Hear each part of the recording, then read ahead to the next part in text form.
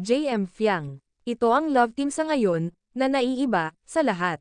Yung hindi pinili ng management, dahil malakas ang chemistry nila. Kundi sila mismo, ang pumipili, sa bawat isa. Yung closeness nila sa BNK, bilang mag-best friend.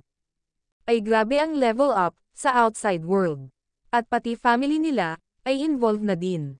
Ang JM Fiang, dilingid sa taong bayan, na family-oriented sila, pareho. Mahalaga talaga sa kanila, ang pamilya.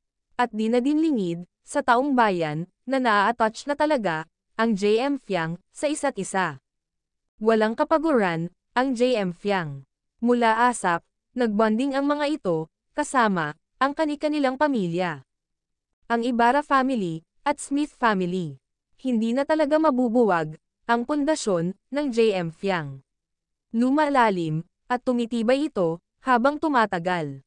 Samantala, Fiang Smith, sobrang giliw, sa pamangkin ni JM Ibarra, na si Marcus.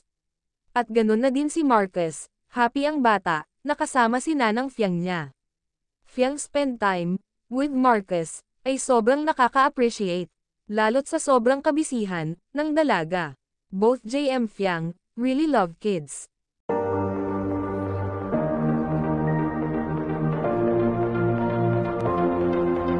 If you're someone who needs to hear this, take a breath.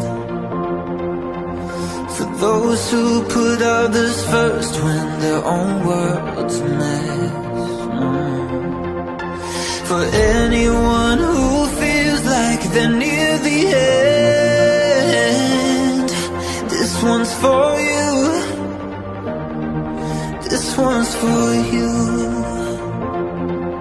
Want you to take one